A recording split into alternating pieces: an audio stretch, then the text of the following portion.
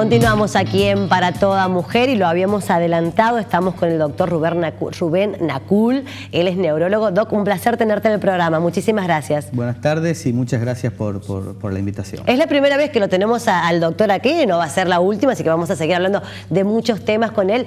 Pero la idea es hablar ahora de esto, ¿no? De lo que es ELA, la esclerosis lateral amiotrófica. Sí, la esclerosis lateral amiotrófica, las siglas ELA, es una enfermedad neurodegenerativa del sistema nervioso central que afecta básicamente a las neuronas motoras y por ende las funciones principalmente comprometidas son las funciones motoras del paciente. Es una enfermedad que es la tercera enfermedad neurodegenerativa por detrás de la enfermedad de Alzheimer y detrás de la enfermedad de Parkinson, y está ocupando el tercer lugar en frecuencia entre todas las enfermedades neurodegenerativas. Doc, ¿y por qué? ¿Cuáles son las causas de esta enfermedad? No, hasta el día de hoy no se conocen cuáles son las causas, se estudian, se están estudiando varias teorías inmunológicas, tóxicas, en algunos casos genéticas. Al haber varias corrientes de investigación, no se ha llegado todavía a definir el porqué de la neurodegeneración de las neuronas motoras que causan los síntomas de esta enfermedad. Bien, y hablando de síntomas, ¿qué tenemos que tener en cuenta nosotros? ¿Cuáles son los síntomas para poder detectar esta enfermedad? Es una enfermedad básicamente motora. Sí. Acá voy a hacer un pequeño paréntesis. Hay dos formas de comienzo de la enfermedad y eso determina el inicio de los síntomas. La más común es la forma de inicio espinal, que se llama, donde habitualmente el paciente comienza con debilidad muscular en los miembros, o en un brazo o en una pierna. Bien. La otra forma es lo que se llama forma vulvar, donde se afectan las neuronas que se encargan de articular la palabra y de tragar, y el paciente inicialmente desarrolla defectos para hablar. Bien. En la medida que evoluciona la enfermedad, van apareciendo, se van ya mezclando las dos formas, tanto espinal como vulvar. Pero básicamente da debilidad muscular, trastornos para la fonación, para la deglución, da calambres, da unos movimientos vermiculares en la piel que se conocen como fasciculaciones. Respeta el sistema sensitivo y los esfínteres. Bien, esos son los síntomas que de repente una persona puede llegar a tener. Directamente tiene que ir a concurrir al médico. Los neurólogos son los especialistas en esto. Exactamente. Generalmente notamos un retraso en el diagnóstico porque los pacientes hacen otros tipos de consultas. Van al traumatólogo, van al clínico, hacen fisioterapia y en la medida que se notan que no hay ninguna respuesta, terminan en el neurólogo. Lo que sugerimos nosotros es hacer una rápida consulta. Cuando el paciente tiene debilidad muscular, es ir al neurólogo. No es para que le diagnostique ELA, pero por lo menos para tener un indicio y poder definir cuáles son las causas de la debilidad muscular, que son muchas. Esto de la debilidad muscular es cuando uno se siente cansado, se siente débil. ¿Cómo nos podemos dar cuenta? Es muy interesante tu consulta. La debilidad muscular va a depender de qué zona del cuerpo afecte. En las piernas, cuando afecta a un miembro, el paciente va a tener torpeza motora para caminar, dificultad para pararse, dificultad para subir una escalera o pararse del inodoro. Bien. Cuando afecta a los miembros superiores, tiene dificultad sobre todo en la manipulación de pequeños objetos con la mano, dificultad para escribir. Los varones pueden tener torpeza cuando se afeitan. Bien. Las mujeres pueden tener debilidad proximal, que se llama dificultad para peinarse, para elevar los brazos por encima de la cabeza. Muchas formas de manifestarse tiene la debilidad muscular. No es lo mismo que fatiga, que es esa sensación de cansancio o falta de energía, que es algo multifactorial. Bien, perfecto. Vamos a seguir hablando de esto en un ratito. Vamos a seguir hablando con el doctor en un ratito acerca de esto, al tema de los diagnósticos, cuáles son los tratamientos, en minutitos nada más. Es momento de presentar a nuestra querida Cecilia Guillot, ella en su taller. Miren lo que es esta técnica foil, en donde reemplaza, lo tengo anotado acá porque ella me decía que reemplazaría al dorado y plateado y cobre a la hoja de abraño. Es algo que queda divino, unos cuadros divinos, unos de todo pueden hacer con esta técnica foil. Vamos a verla.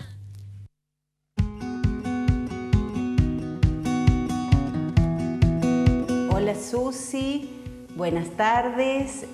Hoy en este bloque para toda mujer de pintura artística y decorativa, vamos a ver una técnica que imita o reemplaza al dorado, plateado o cobre a la hoja.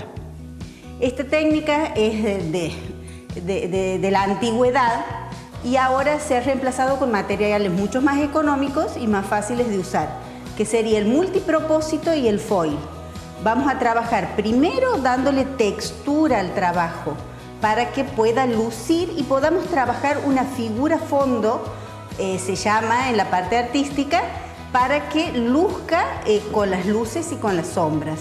Este material es un papel, que lo voy a mostrar, un simple papel que pareciera muy simple, viene en plateado, viene en dorado y viene en cobre. También hay en colores, en diferentes pinturerías artísticas. Con esto logramos un brillo y un trabajo muy similar al dorado, plateado y cobre a la hoja antigua. Se utilizan diferentes materiales, un pegamento que se llama multipropósito y el papel que se llama foil. Los materiales que vamos a utilizar para este trabajo, en particular esto vamos a utilizar enduido para darle textura, pinturas acrílicas para darle los colores deseados y diferentes luces y sombras, el multipropósito que sería el pegamento y el foil que viene en dorado, en plateado y en cobre, que sería la terminación. Después se lo puede envejecer con cera y betún y se lo impermeabiliza. Se puede trabajar sobre cualquier superficie. Vamos a comenzar con un trabajo en madera, puede ser sobre cualquier superficie, se puede colocar con pincel, con espátula o con las manos. En este caso, para que quede como ponceado, utilizamos el pincel. Es enduido, se trabaja fácilmente, se seca rápido y le vamos dando diferentes formas. Esta es la textura que va a poder lograr la figura fondo, el claro y oscuro. En este otro ya está terminado el enduido, todo lo que tiene esto abajo es enduido, un estucado se llama, ya está pintado con los acrílicos, en este caso un rojo tomate y un ocre, se ha trabajado con un diseño del gusto de cada persona. Y ahora vamos a pasar a que tiene ya puesto el pegamento.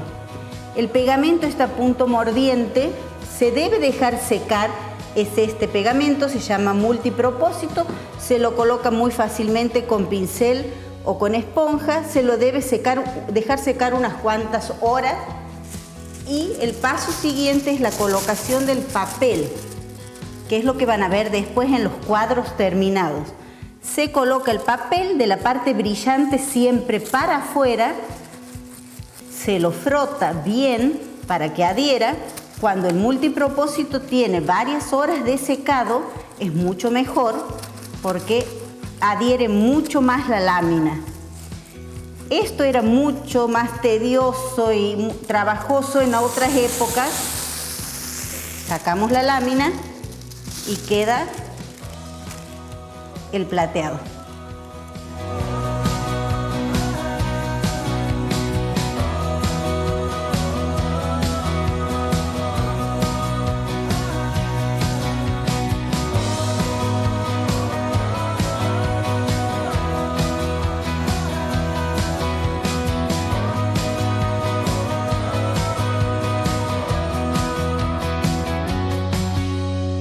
Este es uno de los trabajos terminados con el enduido, la pintura acrílica, el multipropósito que es el pegamento, el foil, el envejecido y el plastificado. Todos los pasos están aquí. Este es uno en plateado, está en dorado y en cobre también. Esto ha sido todo por hoy, Susi. El trabajo finalizado. No se olviden que en mi taller es La Plata 426, orientación para la joven. Las espero cuando gusten. Un beso. Qué grande, Cecilia Guillot, un beso enorme. Y después en los próximos programas vamos a ver un cuadro que tiene un valor sentimental inmenso, también con una de las técnicas muy parecida a esto, que es increíble. Así que bueno, un beso muy grande para ella, para toda su familia. Seguimos, Doc, hablando de esto que tiene que ver con ELA, ¿no? Y de repente va un paciente a tu consultorio y ¿cómo se diagnostica? ¿Qué estudio, qué es lo que se debe hacer para saber que tiene esta enfermedad? El diagnóstico se basa en una alta sospecha clínica, en el examen físico, en el interrogatorio, y después hacemos estudios para eliminar otras causas que pueden confundir inicialmente con los síntomas. Bien. Muchas veces el diagnóstico es por exclusión, excluir otras causas que pueden simular esto. El único estudio que nos permite una aproximación diagnóstica es un estudio que se llama un electromiograma, que es un estudio un poco desagradable porque hay que pinchar al paciente y dar unas pequeñas descarguitas eléctricas para definir y determinar cómo funciona el sistema nervioso periférico. Bien. Eso nos permite ver un patrón bastante característico de las enfermedades de la neurona motora y desalojar o despejar otras enfermedades que pueden simular los síntomas. Bien. Y una vez diagnosticado, ¿qué es lo que sigue? ¿Cuál es el tratamiento, los tratamientos? Bien, hay que hacer una aproximación multidisciplinaria del paciente. Al tratamiento farmacológico, que en la actualidad hay una droga que es la aceptada, que se llama Riluzole, y está por entrar al país, que ya fue aceptada y está entrando a través de la asociación ELA, otra droga que se llama Edarabone. Al tratamiento farmacológico, que lo que hacen es enlentecer la progresión de la enfermedad, hay que sumarle las otras estrategias terapéuticas, que son el tratamiento sintomático de los síntomas que pueden ir apareciendo, por ejemplo, los calambres, el dolor, la excesiva salivación que se llama cialorrea, la fisioterapia, hay que ponerse en manos de un kinesiólogo, el tratamiento o la contención psicológica, tanto del paciente como del grupo familiar, es muy importante. Aquí la participación de la familia es fundamental, ¿no? Exactamente.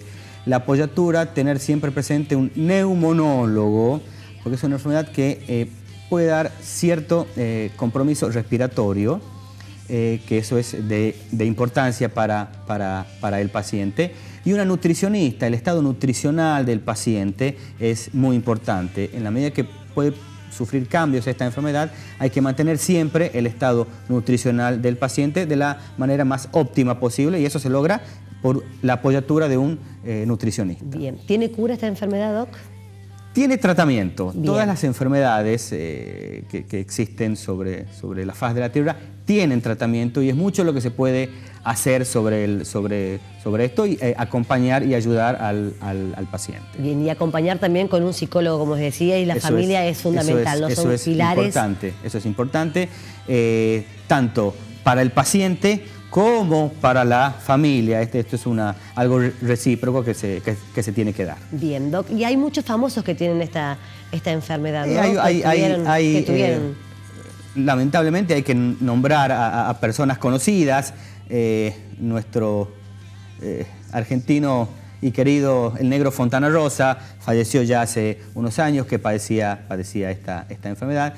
Esta enfermedad también es conocida con el nombre de enfermedad de Lou Gehrig, que es un famoso beisbolista de los Estados Unidos que también padeció esta enfermedad. En los libros, cuando uno lee, se la conoce también como enfermedad de Lou Gehrig en honor a este... Bien. Y aquí en Santiago le mandamos un beso muy grande a Ciro Orieta, le mandamos un beso muy grande, que padece esta enfermedad y que la pelea todos los días. Le mandamos un beso grande, ¿no?, a Ciro.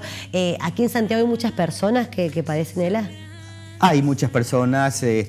Santiago no escapa a las estadísticas mundiales. Si bien no hay estudios epidemiológicos hechos aquí, hay que tener en cuenta aproximadamente que el número es más o menos 1,4 cada 100.000 habitantes. Bien. Con un ligero predominio del género masculino sobre el género femenino, y a partir de la quinta o sexta década de vida. Pero hay pacientes, tenemos pacientes en control, en seguimiento, en plan de estudios para intentar definir esta enfermedad. Bien, Doc, un placer tenerte en el programa. Vamos a mandar un beso a Elena, vino acompañada por su hija, por Elena, le mandamos un beso grande para ella, para Gaby, para tu otro nene también, ¿no? Bueno, muchas gracias. A ustedes, por favor, y a su disposición para lo que necesiten. Muchas gracias. Estábamos con el doctor Rubén Lacul, este tema que es muy interesante. En otra oportunidad vamos a seguir hablando de otras enfermedades también con él. Anoten, sí, hagan alguna preguntita si quieren, no está con nosotros la fundadora de La Casita del Árbol, que estaba por presentar su libro aquí en Para Toda Mujer. En el próximo bloque, las dudas que tengan a través del Facebook de Teleimagen Codificada o de nuestro WhatsApp. Ya volvemos.